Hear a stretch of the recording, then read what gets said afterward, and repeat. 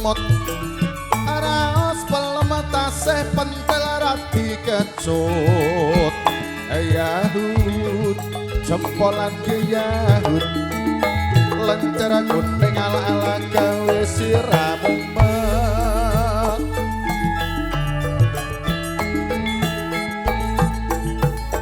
pilih cendol nopo jawet yang dirasa kerasa kenapa jawena awena atur nganggo tenanan rasa penak ala-ala malah dadi tuman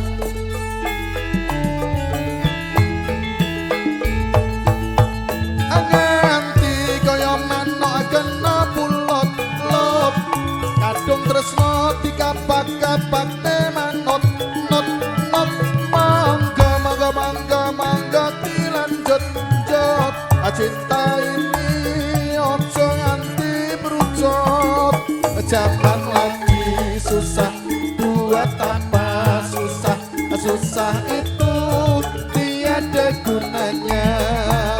tak zaman lagi susah buat apa susah susah itu tiada gunanya esok ora usah susah urip dinikmati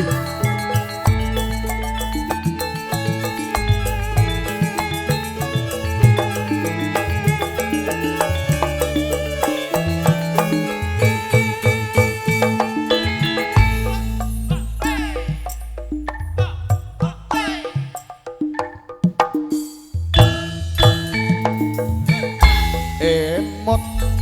eleng emot emot raos pelem tasih pentel radi kecut Yahud jempolan ke Yahud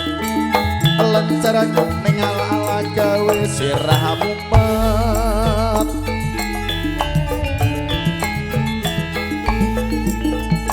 pilih cendol nopo dawet yang dirasa kerasa kenapa jawena awena atur nganggo tenanan krasa penak ala-ala malah dadi tuman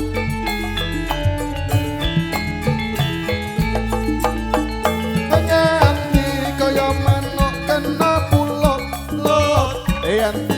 rasa-rasa ke manut not not mangga mangga mangga mangga dilanjut jut cinta ini ojo nganti merucut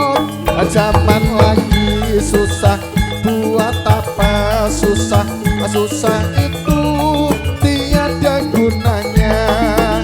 tak zaman lagi susah buat apa susah susah itu tiada gunanya tak zaman lagi susah buat apa susah susah itu tiada gunanya